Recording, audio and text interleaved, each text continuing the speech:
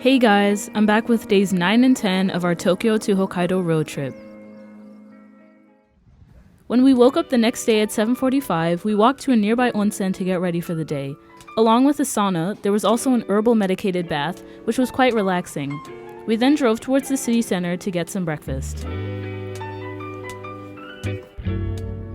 As the third largest city in Hokkaido, Hakodate is well known for its tasty fresh seafood, foreign architecture, and the awesome view from Mount Hakodate, which we head to later that day.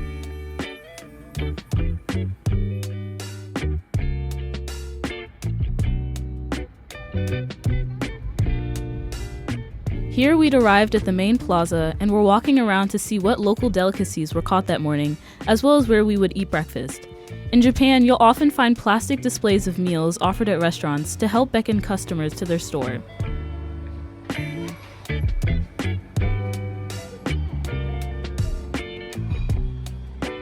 Being the typical foreigner, I opted for a simple ramen as opposed to sushi for breakfast, but promised myself I'd be more adventurous for the remainder of our trip.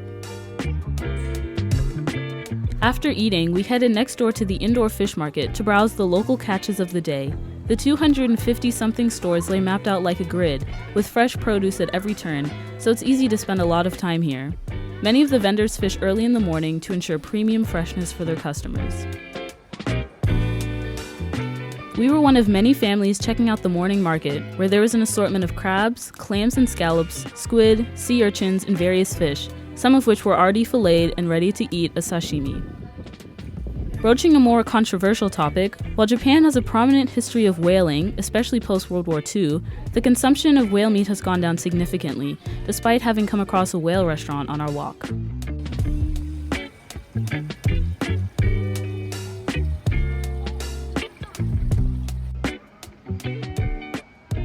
We continued our trek through the indoor and outdoor maze, stopping at a local cafe to hydrate, and then heading over with my host mom and the boys to stands with all kinds of games and souvenirs.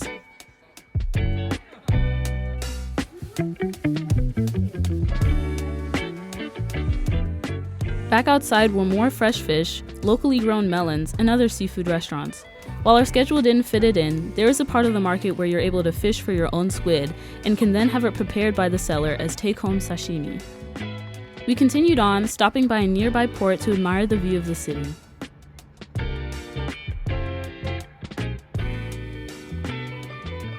Next up on the itinerary was the Kanemori Red Brick Warehouse. These warehouses, where foreign trading was once facilitated, have been remodeled into a trendy entertainment and shopping complex. Bringing tourists from all over while also paying homage to the foreign trading history that's present in Hakodate, the warehouse was a cool visit. We browsed the first warehouse, which had all kinds of cool trinkets, decorations, figurines, and even Studio Ghibli-themed music boxes.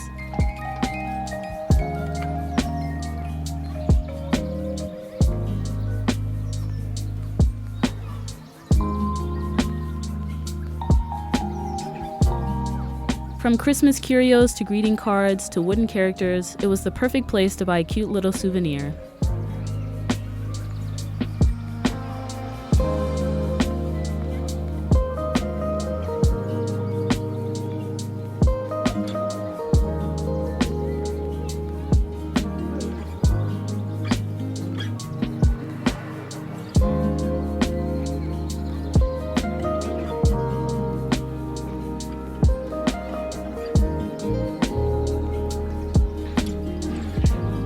With the help of the staff, you could even assemble your own music box to take home. Walking over a bridge that connected the two warehouses, and the next one we came across a small art exhibit, an expansive jewelry store, and a welcome Shinkansen bullet train made of Legos.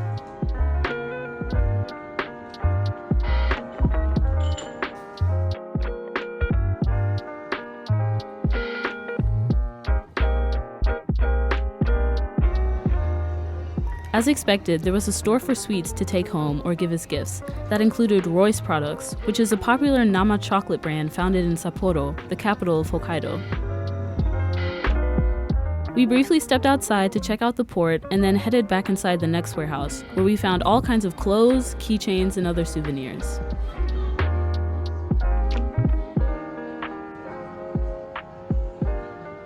Like I've mentioned in previous videos, Japan's love of mascots is immeasurable. In our walk through the department stores, we came across Meronkuma, or Melon Bear, the unofficial, undeniably cute mascot of Hokkaido, originating specifically from Yubari City.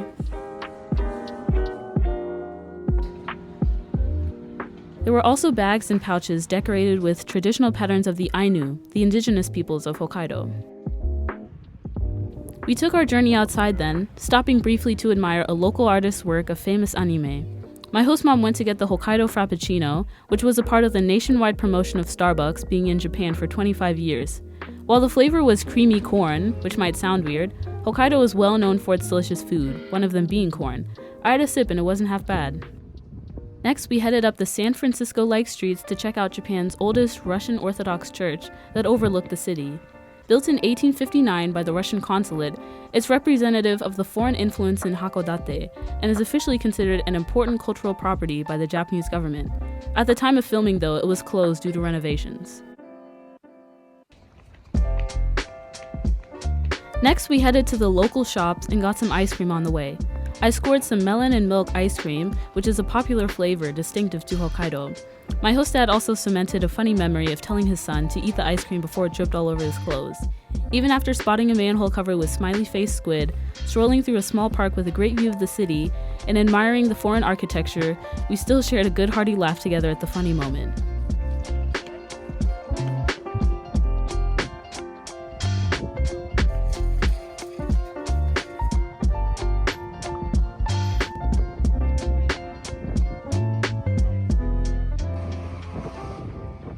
We made our way back down to a main street to take the tram back to where we parked that morning.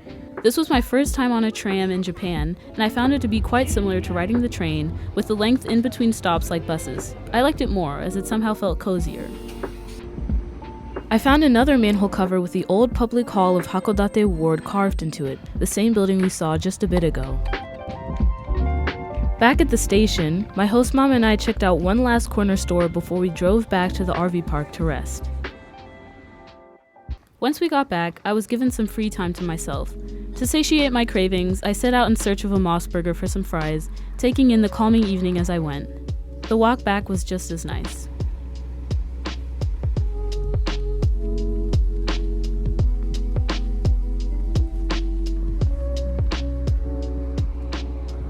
Once I came back, my host dad hailed a taxi for us to take to the city center for dinner.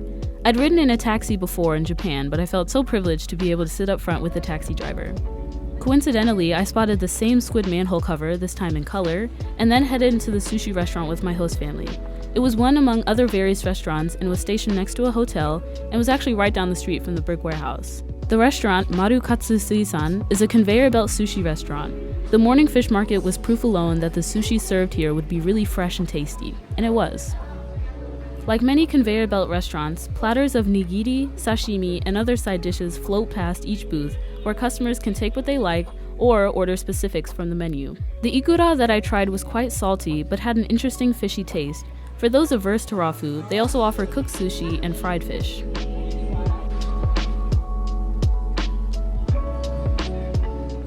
I also got to try crab miso soup for the first time. It was as delicious as it was fascinating.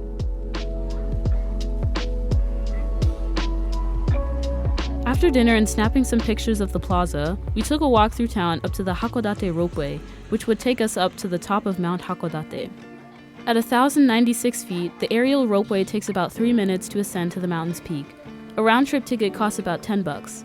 I found it cool how the staff used UV light sanitizers to disinfect the lifts in between rides. Once inside, the view slowly began to take shape as we rose to the top of the mountain.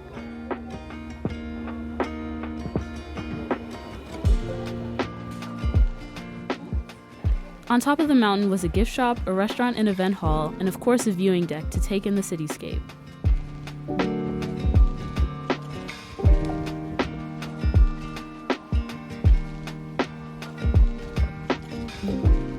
The tourist attraction is rated a 3 out of 3 stars in the Michelin Green Guide and was such an interesting view with the shape of the land and the ports visible from the mountain. As one does when traveling, we checked out the gift shop, where there was a plethora of snacks and sweets, keychains, and other souvenirs. My host mom found snow globes, one of which had the Russian Orthodox Church in it, the same one that we visited earlier that day.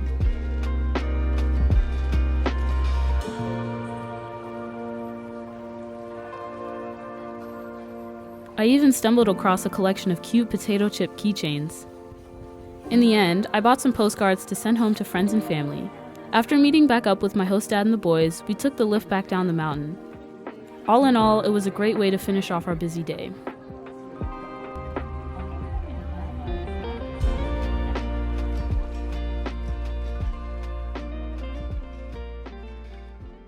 The next day, we headed to the same onsen to get ready and then drove to Goryokaku.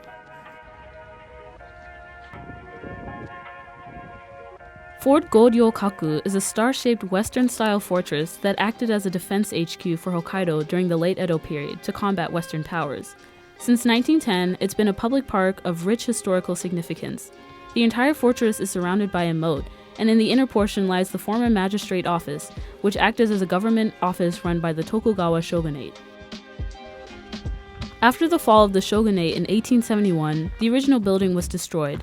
It was rebuilt and opened in 2010 in efforts to preserve the rich history of the region. Shown here is Takeaki Enomoto, a Navy admiral who faithfully fought alongside the Tokugawa shogunate against the Meiji government during the Boshin War. Eager to see what it would have been like for forces guarding the fort, I made my way to the outskirts. Supposedly, because of its angled walls, the star shape of the fort effectively weakens the impact of gun and cannonball shots from opposing forces.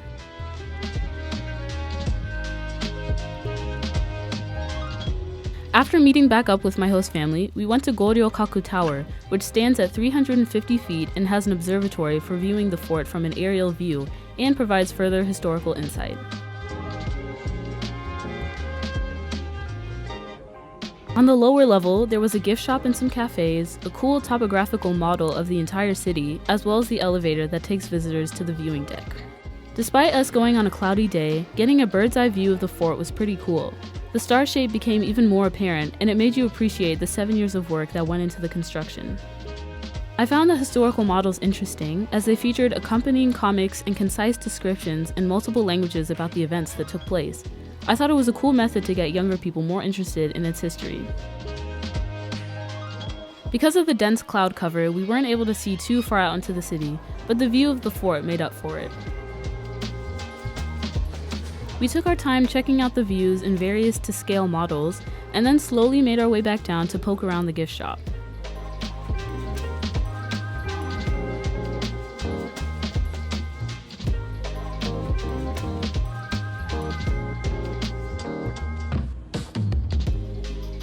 Despite being so far from Tokyo, we were still well within the reach of the Olympic Games. Along with standard gift shop souvenirs, there were also badges and keychains of various commanders that fought in the war that took place at the fort. For lunch, we ate at a horrendously decorated American-style diner with a clown as the face of the restaurant. The burgers themselves were pretty good though. We said goodbye to Hakodate and drove north as our journey continued. About an hour in, we came across a michi no eki to check out and get our obligatory stamp for our booklets.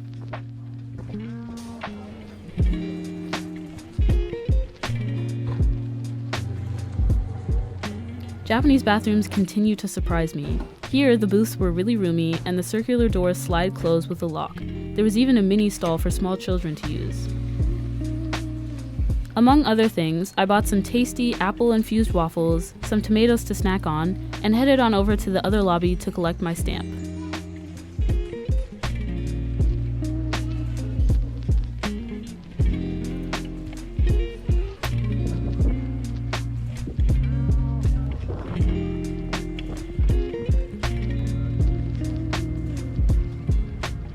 The main highway that we took had on one side mountains and lakes, and on the other, a large bay that stretched out towards the ocean.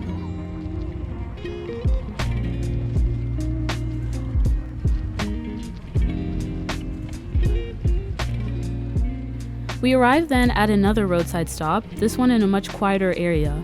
Along with the usual local products, they also had toys and statues of Anpan Man and his friends, a popular character from a kids' show in Japan. While one of many, roadside stops in Japan offer a refreshing respite from the long hours spent in the car. Most usually have typical rest stop facilities, but also have long stretches of multi-purpose grassy fields, which only add to the appeal. There was also a map that displayed other michi no ekis in the area. With campers in mind, at this roadside stop there were lots of fresh foods and packaged vegetables available, as well as all kinds of cured meats and cheeses. Just a short drive over, we came to another roadside stop.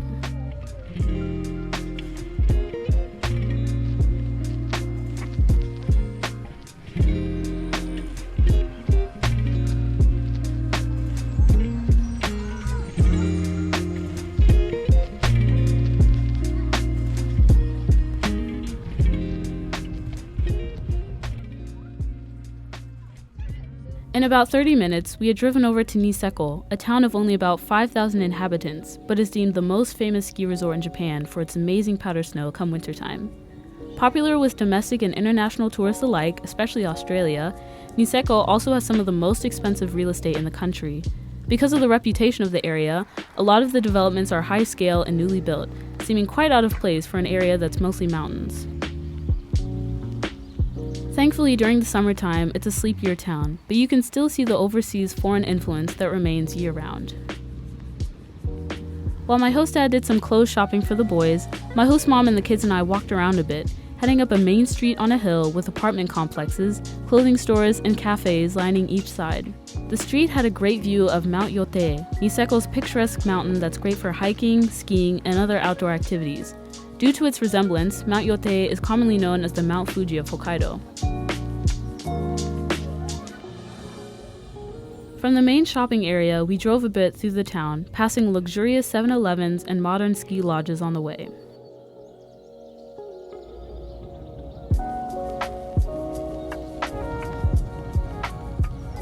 Soon we arrived at a cozy RV park, which was a small parking lot with bathing and toilet facilities, with sweeping mountain ranges surrounding us. For the rest of the evening, I watched the boys while my host parents got some groceries, and when they came back, we all relaxed and enjoyed the gorgeous views.